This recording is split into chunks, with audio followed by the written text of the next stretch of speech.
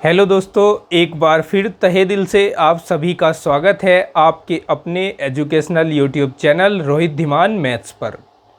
दोस्तों, आज की इस वीडियो में हम पढ़ने वाले हैं क्लास 10th मैथ्स NCERT इसका चैप्टर 6 और प्रश्नावली 6.3 और इसका क्वेश्चन नंबर 11 से आगे और 11 को कंटिन्यू करेंगे। इससे पहले प्रश्नावली 6.2 और 6.3 के जो प्रीवियस क्वेश्चंस हैं वो सभी मैंने सोल्व करवा दिए हैं। अगर आपने वो वीडियोस नहीं देखे हैं और आपको उन्हें देखना है तो इस वीडियो के डिस्क्रिप्शन में उनका लिंक दिया गया है, आप वहां जाकर उनको देख सकते हैं। चलिए शुरू करते हैं आज की अपनी क्लास को। क्वेश्चन नंबर 11 है इसमें हमें एक चित्र दिया गया है। चित्र में कहा गया है कि इसमें एक त्रिभुज है जिसमें AB बराबर AC है और इसकी जो भुजा BC है वो E तक बढ़ाई गई है। फिर E से इस AC पर लंब EF डाला गया है और A से इस रेखा BC पर लंब AD डाला गया है।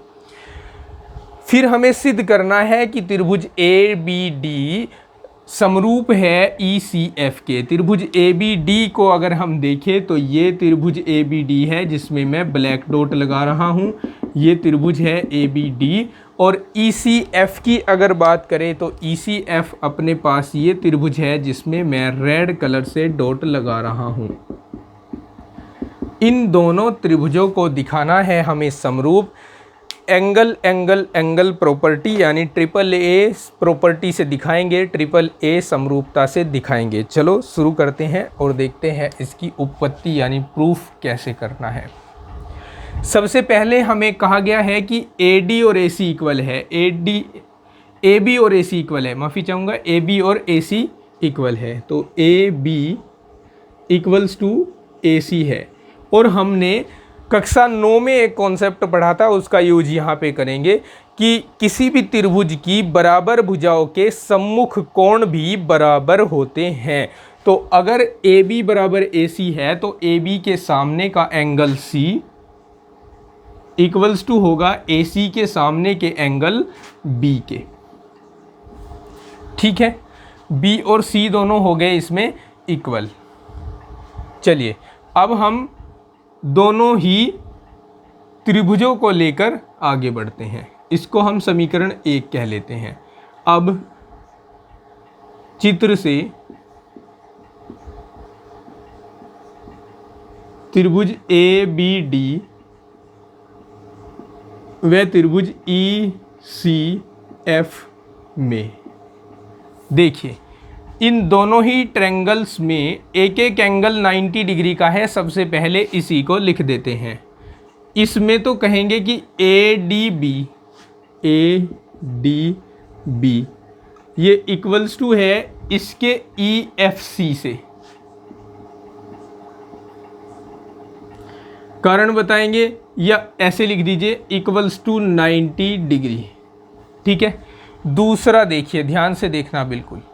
दूसरे में अगर हम देखें, इसका एंगल B और इसका एंगल C इक्वल आ रहा है। किसका? इस ABD का एंगल B और इस EFC का एंगल C इक्वल आ रहा है। कहाँ से? समीकरण 1 से। तो हम लिखेंगे angle B equals to angle C समीकरण 1 से। दो एंगल इक्वल दिखा दिए तो कह सकते हैं कि डबल A समरूपता नियम से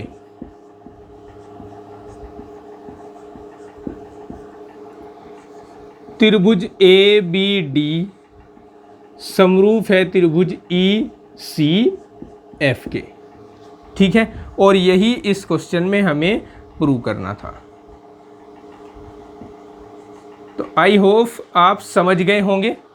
इसको लिख लीजिए, फिर हम नेक्स्ट क्वेश्चन सोल्व करते हैं।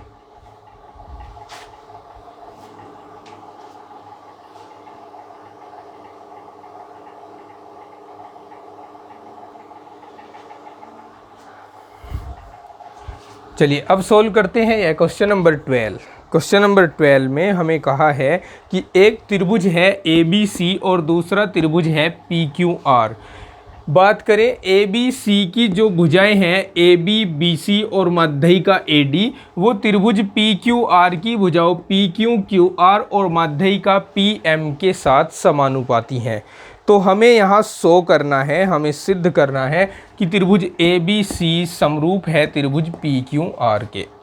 तो अगर यहाँ बात करें गिवन की, यानी दिया है कि, तो हमें दिया है AB upon PQ equals to BC upon QR equals to AD upon PM, ये हमें गिवन है। और बात करें अगर सिद्ध करने की, तो हमें सिद्ध करना है त्रिभुज ABC समरूप त्रिभुज PQR। अब समझिए कैसे हमें सिद्ध करना है।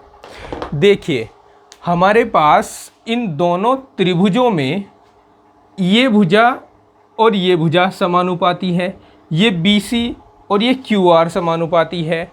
अब या तो हम इस तीसरी भुजा को समानुपात में ले आएँ किसी तरह से, तो हम SSS से इनको समरूप कह सकते हैं, या फिर हम इन दोनों के बीच का जो एंगल है, ये एंगल, ये इक्वल दिखा दें, तो हम SAS के द्वारा इन्हें समरूप कह सकते हैं। तो ये तो हमारे लिए बहुत ही कठिन काम है इन दोनों को इक्वल दिखाना।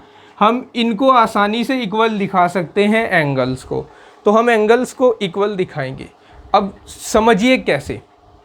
देखिए हमें इस त्रिभुज में ये भुजा और ये भुजा समानुपात में दी है, फिर ये AD इस PM के समानुपात में दी है। तो अगर हम ये BD इस QM के समानुपात में ले आए, तो त्रिभुज ABD और PQM को हम SSS समरूपता से समरूप कह देंगे। और जब ये समरूप हो जाएंगे तो इनके संगत कोण बराबर हो जाएंगे। फिर हम यहाँ से संगत कोण बराबर सिद्ध करके हम दोबारा कॉन्सेप्ट यही लगाएंगे त्रिभुज ABC और PQR के लिए, और SAS से इनको भी हम समरूप कह सकते हैं। अब देखिए कैसे कैसे ये सब चीज़ें हमें करनी है। चित्र से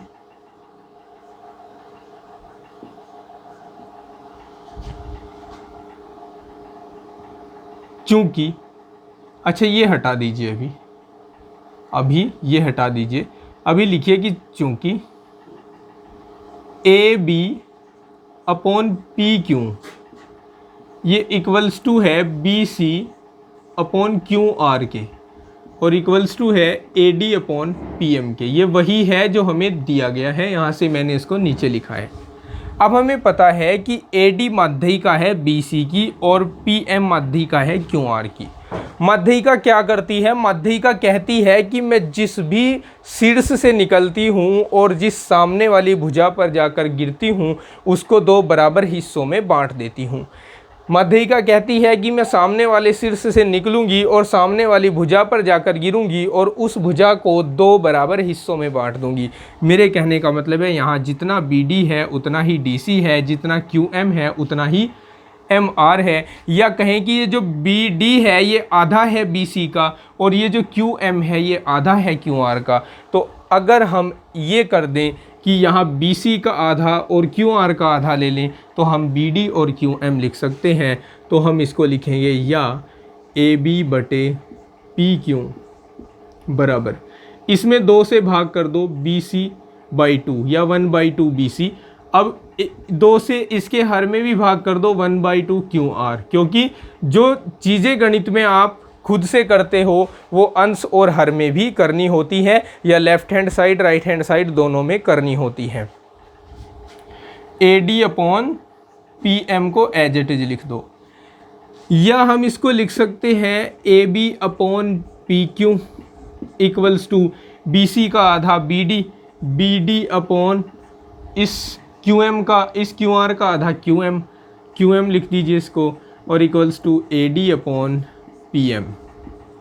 अब हम देख सकते हैं ये भुजा इस भुजा के समानुपात में, ये भुजा इस भुजा के समानुपात में, ये भुजा इस भुजा के समानुपात में। इसका मतलब ABD और PQM ट्रिपल एस समरूपता से, यानी भुजा भुजा भुजा समरूपता से समरूप हो गए, तो हम लिख देंगे इम्प्लाइज दैट त्रिभुज ए बी डी समरूप त्रिभुज हो गया पी क्यू एम के। किससे? ट्रिपल एस समरूपता से। और अगर ये समरूप है तो ये संगत कोण है, संगत कोण बराबर हो जाएंगे implies that angle B equals to angle Q. यहाँ लिख दोगे समरूप त्रिभुज के संगत कोण। और पूरा गणितीय जगत जानता है कि समरूप त्रिभुजों के संगत कोण बराबर होते हैं। ठीक है, अब हम वो दोनों त्रिभुज लेकर चलेंगे जो हमें समरूप दिखाने हैं। तो त्रिभुज ए बी सी व त्रिभुज पी क्यू आर में, और इनमें से जो हमारे काम के हैं दो, उनको लेंगे। क्या क्या काम के हैं? A B upon P Q और B C upon Q R. तो लिखेंगे A B upon P Q equals to B C upon Q R. ये हमने कैसे लिख दिया?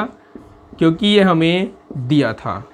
फिर हम लिख देंगे angle B equals to angle Q. ये हमने कैसे लिखा? उपरोक्त सिद्ध किया, उपरोक्त सिद्ध किया या ऊपर सिद्ध किया, ऐसा लिख दोगे। ठीक है, अब हम देख रहे हैं कि इन दोनों त्रिभुजों में दो भुजाएं समानुपात में हो गई, एक कोण बराबर हो गया। इसका मतलब यहाँ साइड एंगल साइड समरूपता प्रयोग हो गई, और इस समरूपता से दोनों त्रिभुज ए बी सी समरूप हो गए, पी क्यू आर दोनों समरूप त्रिभुज हो गए। और यही हमें प्रूव करना था इसमें। ठीक है, देख लीजिए एक बार।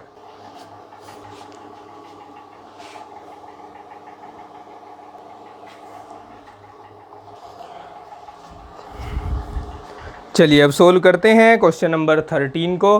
13 में हमें फिगर नहीं दिया है। ये जो फिगर देख रहे हैं ये हमने खुद बनाया है उसके स्टेटमेंट को पढ़कर। अब कैसे बनाया है मैं आपको समझा देता हूँ। उसमें कहा था कि एक त्रिभुज ए बी सी की भुजा बी सी पर एक बिंदु डी इस प्रकार है कि कोण ए डी सी बराबर है कोण बी ए सी के। तो यही हमने लिख दिया है हमें। फिर हमें सिद्ध करना है कि C A square equals to है C B dot C D. अब ये सिद्ध तो तभी होगा जब हम दो त्रिभुज पहचान कर उन दोनों को समरूप दिखाएं और फिर उनकी भुजाओं को समानुपात में रखें। तो हम पहचानते हैं सी ए कहाँ है, सी ए ये है, सी बी कहाँ है, सी बी ये है, और सी डी कहाँ है, सी डी ये है। इसका मतलब यहाँ दो त्रिभुज लिए गए हैं। एक तो ए सी तो दोनों में आया, ए डी सी में भी आया, ए बी सी में भी आया, लेकिन सी बी किस में आया? इस त्रिभुज ए बी सी में, और सी डी किस में आया? इस त्रिभुज ए डी सी में। तो यहाँ हमें दो त्रिभुज लेने हैं, त्रिभुज ए डी सी व त्रिभुज ए बी सी में। इनको समरूप दिखाएंगे। समरूप दिखाने के लिए बहुत ही सिंपल है, आप कह दीजिए कि ये एंगल बी और ये एंगल डी और ये एंगल ए इक्वल है इन दोनों के, और एंगल सी दोनों में आया है, कॉमन है। तो यहाँ लिख देंगे एंगल डी और इसका एंगल ए। डी लिखें या फिर इसको ए डी सी लिखें, इसको ए डी सी लिखें, और इसको बी ए सी दिया गया है पहले से ही, ये बी ए सी हो गया।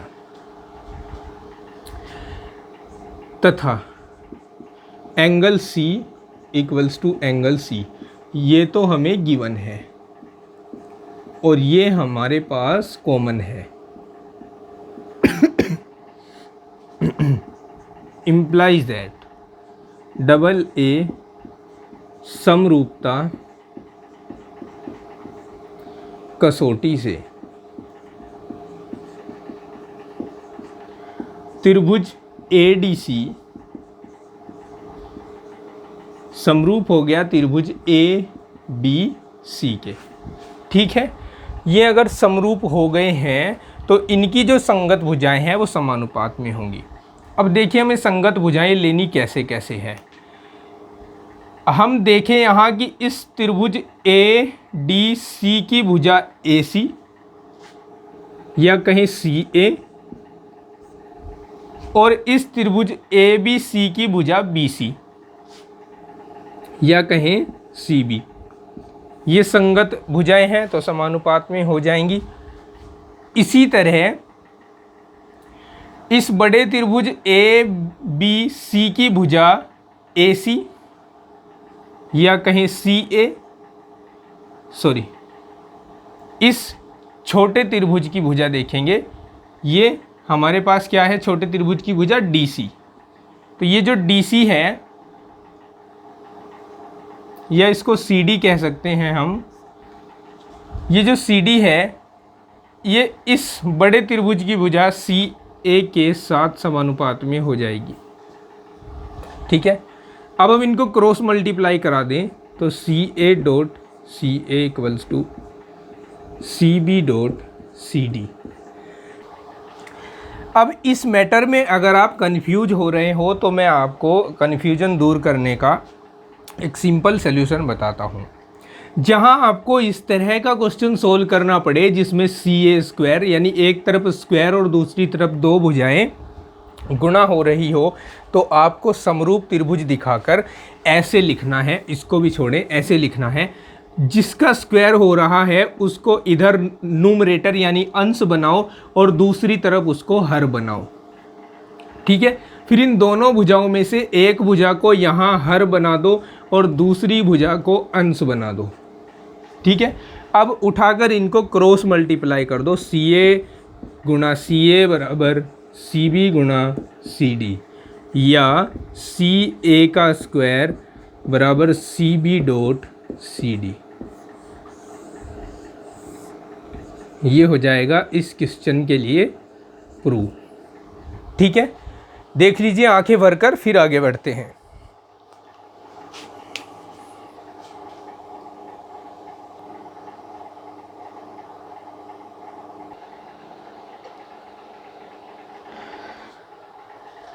क्वेश्चन नंबर 14 है। इसमें हमें कहा है कि एक त्रिभुज ए बी सी की भुजाएं ए बी ए सी तथा माध्यिका ए डी, त्रिभुज ए बी सी की भुजाएं ए बी ए सी और माध्यिका ए डी, ए बी और ए सी और माध्यिका ए डी, दूसरे त्रिभुज पी क्यू आर की भुजाओं पी क्यू पी आर और माध्यिका पी एम के समानुपाती है। हमने इसको यहाँ पर लिख दिया है। इसके बाद हमें कहा है कि सिद्ध करो त्रिभुज ए बी सी समरूप है पी क्यू आर के। देखिए पिछले क्वेश्चन में एक ऐसा ही क्वेश्चन हमने किया है, 12वां क्वेश्चन है वो, उसमें हमने इस कोण को बराबर दिखा दिया था और इसकी सहायता से हमने इन दोनों त्रिभुजों को ऐसे एस प्रॉपर्टी का यूज करते हुए समरूप दिखा दिया था। लेकिन यहाँ पर हमें ये कोण बराबर नहीं दिखाना। कभी आप इस कन्फ्यूजन में रह जाओ कि इस b को फिर क्यों के इक्वल दिखा देंगे और हम सिद्ध कर देंगे कि ये समरूप है, क्योंकि यहाँ हमें जो समानुपात में दी है वो अब की बार AC और PR दी है। ये AC और ये PR हमें समानुपात में दी है। BC और QR के बारे में कुछ नहीं कहा गया है। तो ऐसे में हमें यहाँ क्या करना होगा, ये जो एंगल A है इसको दिखाना होगा एंगल P के इक्वल, क्योंकि हमें AB समानुपात में दी है PQ के साथ और AC समानुपात में दी है PR के साथ। तो हमें इन दोनों के बीच के जो कोण हैं उनको बराबर दिखाना है।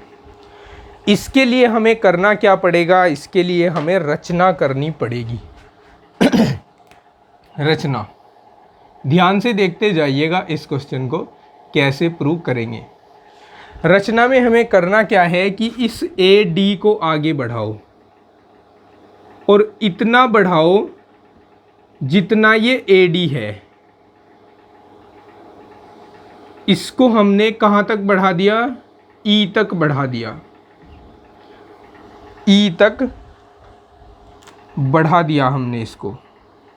फिर इस PM को भी आगे बढ़ाओ और इतना बढ़ाओ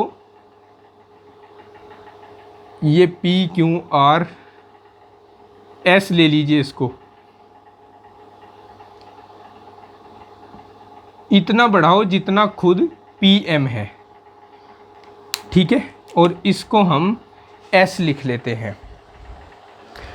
एस लिखें या एन लिख लेते हैं, चलो इसे, वैसे तो कुछ भी लिख सकते हैं, ठीक है। इसको हमने एन लिख दिया। अब देखिए, इस एंगल को हम एंगल 1 मान लेते हैं, इसको एंगल 2 मान लेते हैं, या इसको एंगल 2 मान लीजिए, इसको 3 मान लीजिए और इसको 4 मान लीजिए। अब हमारा काम क्या है यहाँ पर, उसको समझिए। हम इस त्रिभुज ए बी ई को समरूप दिखाएंगे इस त्रिभुज पी क्यू एन के, और फिर कह देंगे कि संगत कोण होने के कारण 1 और 3 बराबर हैं। उसी तरह ए ई सी को समरूप दिखाएंगे पी एन आर के, और फिर संगत कोण होने के कारण कह देंगे 2 और 4 बराबर हैं। फिर 1 और 3 को जोड़ देंगे, 2 और 4 को जोड़ देंगे, तो 1 और 2 को जोड़ेंगे, 3 और 4 को जोड़ेंगे, फिर हम कह देंगे कि ए बराबर है पी के। ठीक है, समझ गए आप? चलिए, अच्छा जी, शुरू करते हैं। रचना में लिखिए पहले,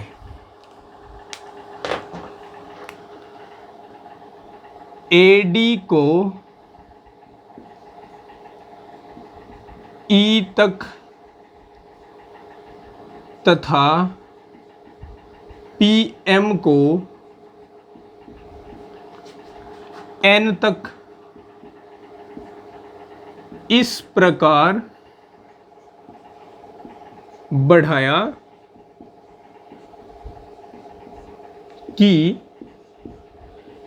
ए D equals to D E हो जाए व P M equals to M N हो जाए। ठीक है, उपपत्ति देखिए, यानी प्रूफ देखिए इसका, और ध्यान लगाकर देखना, गौर से देखना। देखिए, चूंकि हमने एक डी को डी से ई तक उतना ही बढ़ाया है जितना ए डी है, और हमें पता है कि डी बी सी का मध्य बिंदु है क्योंकि ए डी माध्यिका का है। इसका मतलब हो गया कि इस चतुर्भुज ए बी ई सी में इसके जो विकर्ण हैं वो परस्पर समद्विभाजित कर रहे हैं, क्योंकि जितना हिस्सा ये है उतना ये है, और जितना ये है उतना ये है। और ऐसा किस में होता है? ऐसा समांतर चतुर्भुज में होता है। तो अभी फ़िलहाल के लिए हम इनको समद्विभाजित मानकर नहीं, दिखाकर इसको ए बी ई सी को हम दिखा देते हैं समांतर चतुर्भुज। चलिए, चित्र से, चूंकि जितना बी डी उतना ही डी सी व जितना ए डी उतना ही D E implies that A B E C व इसी प्रकार पी क्यू एन आर समांतर चतुर्भुज हैं।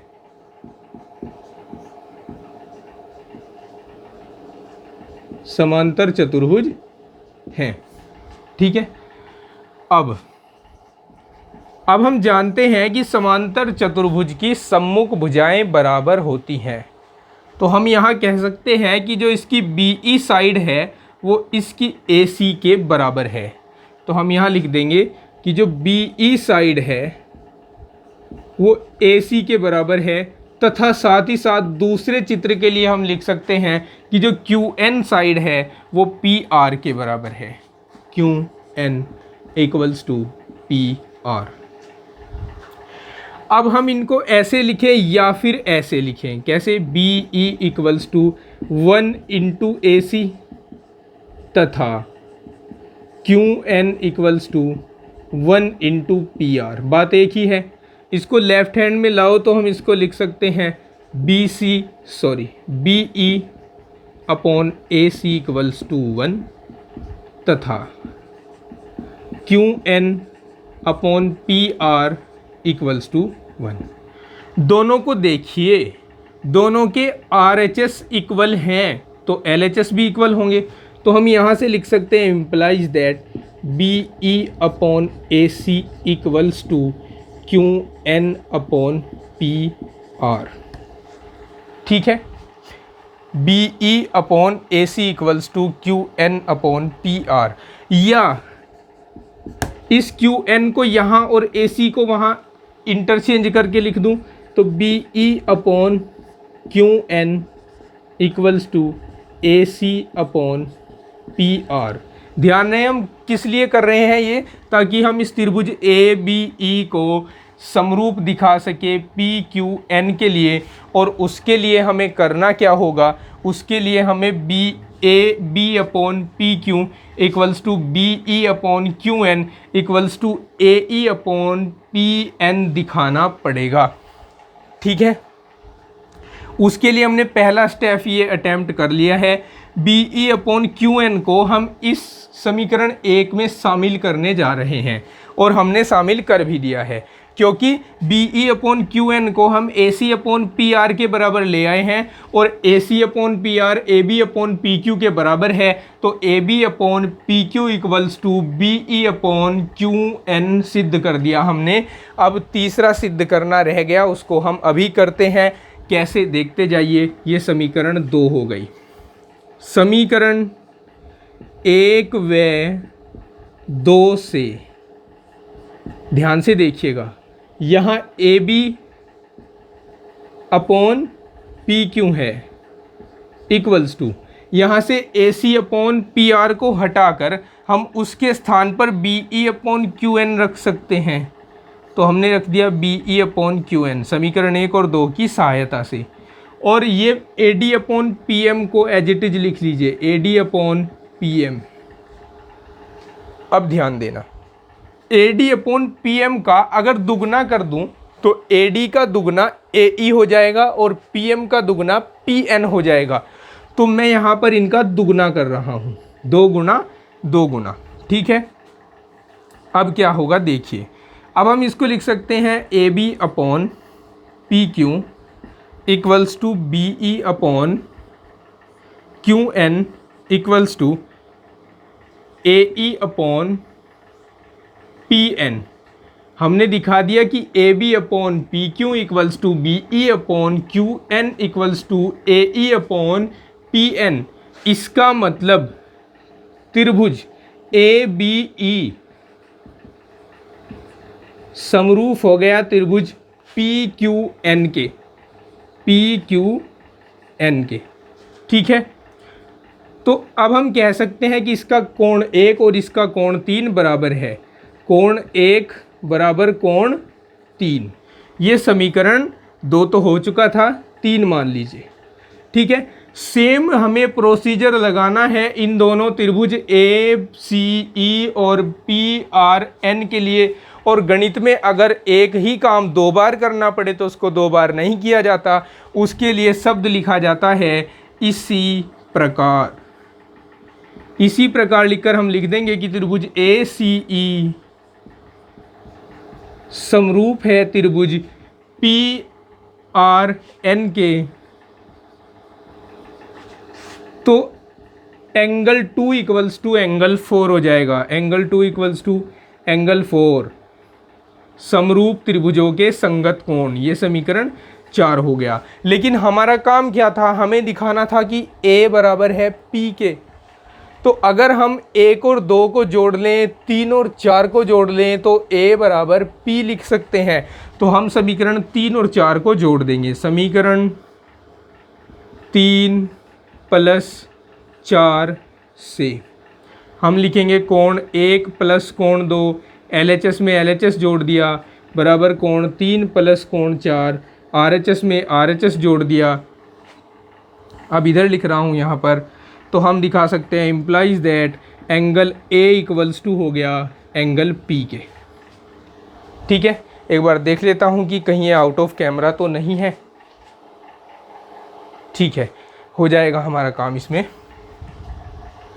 Angle A equals to angle P हो गया, जबकि हमें समीकरण 1 में पहले ही दे रखा है कि A B upon P Q equals to A C upon P R. तो हम यहाँ लिख देंगे A B upon P Q equals to A C upon P R implies that त्रिभुज ए बी सी समरूप हो गया त्रिभुज पी क्यू आर के। कहाँ से? एस ए एस समरूपता से। ठीक है, ये कहाँ से आया? इसको लिख दीजिए कि ये समीकरण 1 से लिया है हमने। तो ये हो चुका हमारे इस क्वेश्चन का प्रूफ। ठीक है, ध्यान से देख लीजिए, लिख लीजिए, फिर हम क्वेश्चन 15 को सॉल्व करेंगे।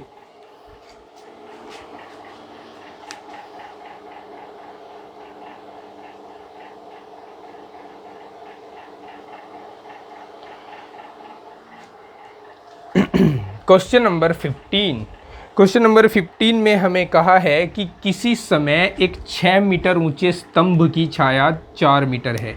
तो भाई ये स्तंभ है और मान लीजिए यहाँ कहीं सूरज निकल रहा है, तो छाया इधर बनेगी। तो ये इस तरह से छाया बना रहा है, ये छाया है इसके नीचे, और मैंने इसके छाया का जो शीर्ष है उसको इस स्तंभ के शीर्ष से मिला दिया, तो एक समकोण त्रिभुज बन गया। इस समकोण त्रिभुज का नाम मैं रख रहा हूँ ए बी सी। तो स्तंभ हो गया बी सी। उसी समय एक मीनार की जो छाया है वो 28 मीटर की है, तो मैं इस मीनार के शीर्ष को छाया के आखिरी बिंदु से मिला देता हूँ। तो यहाँ भी समकोण त्रिभुज बन रहा है, इसको मैं पी क्यू आर नाम दे रहा हूँ, जहाँ जो क्यू आर है वो मीनार की ऊंचाई हो जाएगी।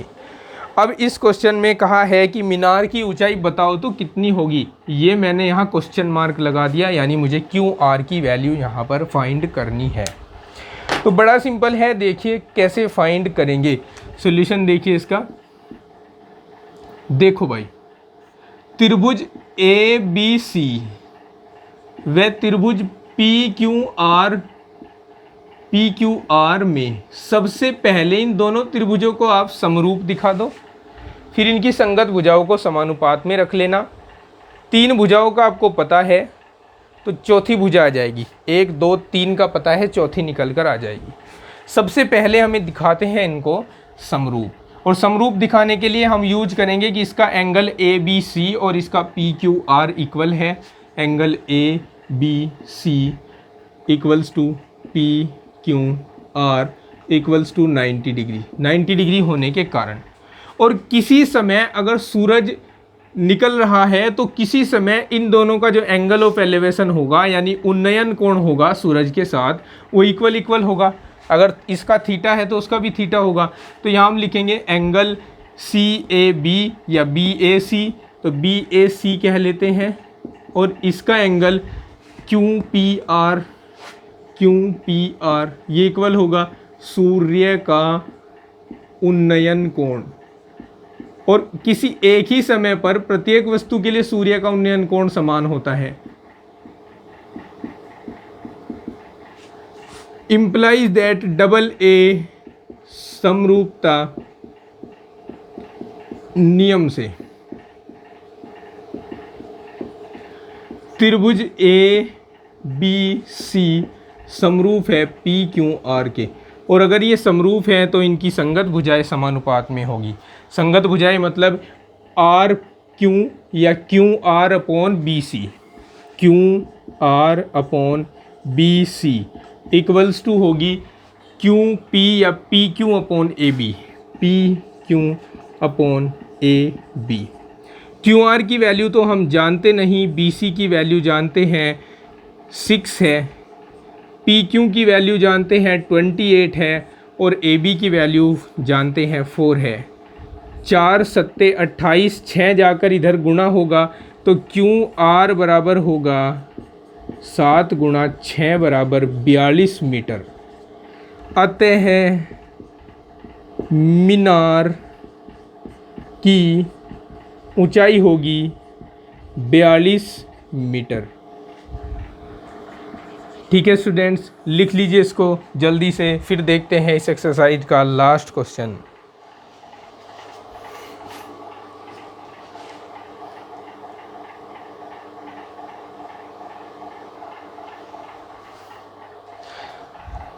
ये क्वेश्चन है जिसका हम सॉल्यूशन करने जा रहे हैं 16 नंबर, और ये 6.3 का लास्ट क्वेश्चन है। इसमें हमें कहा है कि AD लिख लेते हैं गिवन, AD व PM त्रिभुज ABC व PQR की माध्यिकाएं हैं।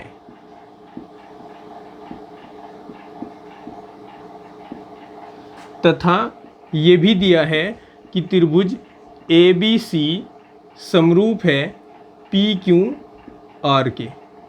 तो हमें इसमें शो करना है, यानी सिद्ध करना है हमें कि AB upon PQ equals to है AD अपॉन PM। ये हमें सिद्ध करना है। ऐसे क्वेश्चन हम, ये तीसरा क्वेश्चन है उस श्रेणी का, पहले 2 क्वेश्चन ऐसे कर चुके हैं हम, क्वेश्चन नंबर 12, क्वेश्चन नंबर 14, अब यह है क्वेश्चन नंबर 16। यह भी ऐसा ही है जैसे हमने उन दोनों को किए थे, उसी कॉन्सेप्ट से होने हैं, लेकिन उससे आसान है ये। देखिए कैसे करना है, लिखेंगे, पहले देख लीजिए कि करना क्या है। आपको सिद्ध करना है AB upon PQ equals to AD upon PM, जबकि आपको ABC समरूप दिया है PQR के।